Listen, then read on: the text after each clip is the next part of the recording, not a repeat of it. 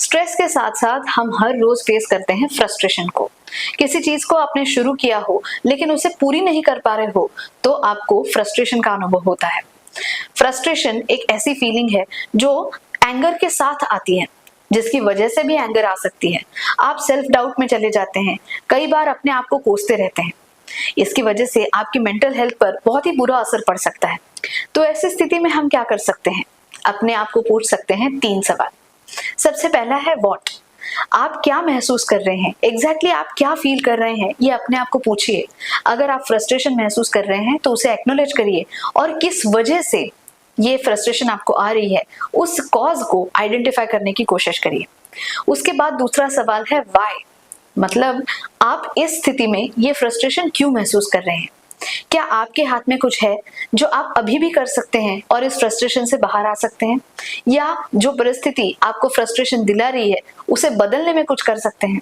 और तीसरा सवाल है व्हाट इफ, अगर ये परिस्थिति बदल भी जाए या आपके हाथ में कुछ भी नहीं हो तो क्या आप अपने आप को माफ कर पाएंगे? इन 3 सवालों के बाद आपको प्रैक्टिस करनी है सेल्फ कंपैशन।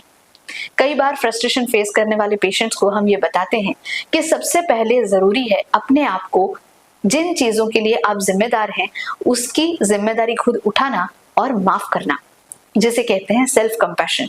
और दूसरी बात है कि हर परिस्थिति में आपके कंट्रोल में क्या है, आप क्या कर सकते हैं, इसके बारे में विचार करिए।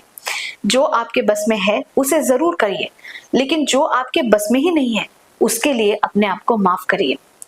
इसके लिए अगर आपको छोटा सा ब्रेक लेना पड़े तो वो जरूर करिए। आपने किसी करीबी दोस्त से या साइकोलॉजिस्ट से बात करिए, अपने आप को एक्सप्रेस करिए और अपने फ्रस्ट्रेशन की तरफ एक सही अप्रोच अपने आप के लिए तैयार करिए। हम में से सारे लोग फ्रस्ट्रेशन कभी ना कभी फेस कर चुके हैं, लेकिन इसे हमारे रोज की जिंदगी को अफेक्ट ना करने देना हमारे ही हाथों में है। तो इस छोटी सी प्रैक्टिस से इस फ्रस्ट्रेशन से आप बाहर निकल सकते हैं। स्वस्थ रहिए, खुश रहिए।